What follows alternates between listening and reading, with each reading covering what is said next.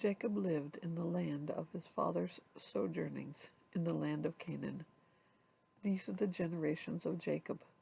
Joseph, being 17 years old, was pasturing the flock with his brothers. He was a boy with the sons of Bilhah and Zilpah, his father's wives. And Joseph brought a bad report of them to their father. Now Israel loved Joseph more than any other of his sons, because he was the son of his old age, and he made him a robe of many colors. But when the brothers saw that their father loved him more than all his brothers, they hated him and could not speak peacefully to him.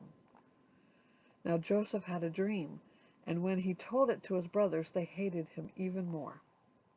He said to them, "Hear this dream that I have dreamed.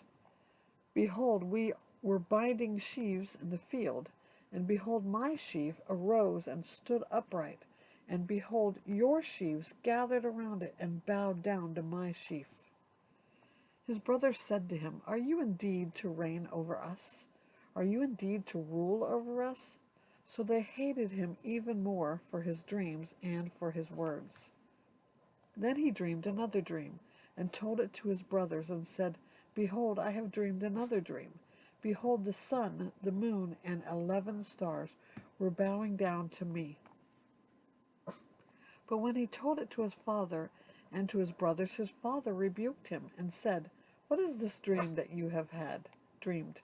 Shall I and your mother and your brothers indeed come to bow ourselves to the ground before you?" And his brothers were jealous of him, but his father kept the saying in mind.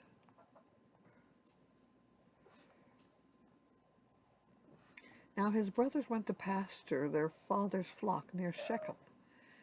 And Israel said to Joseph, Are not your brothers pasturing the flock at Shechem?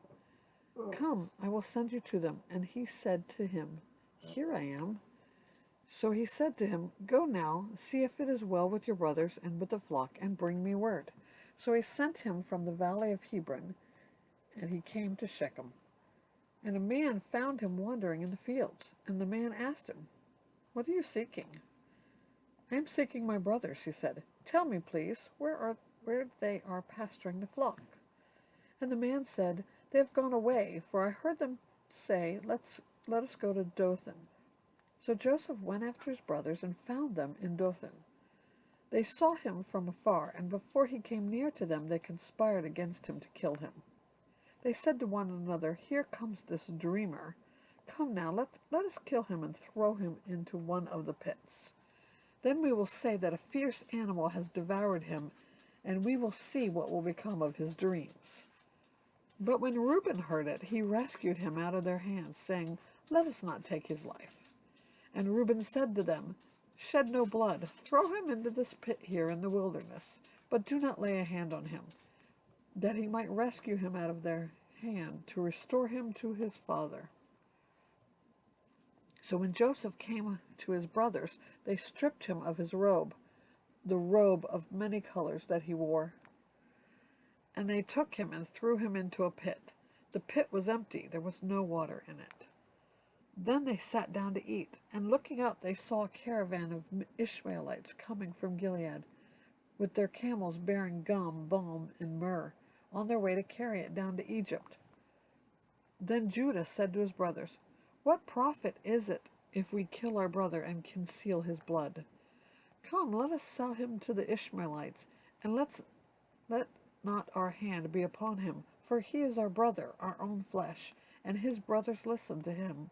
Then Midianite traders passed by, and they drew Joseph up and lifted him out of the pit, and sold him to the Ishmaelites for 20 shekels of silver.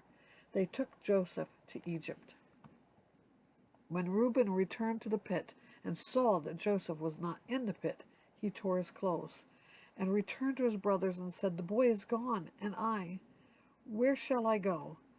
Then they took Joseph's robe and slaughtered a goat and dipped the robe in the blood.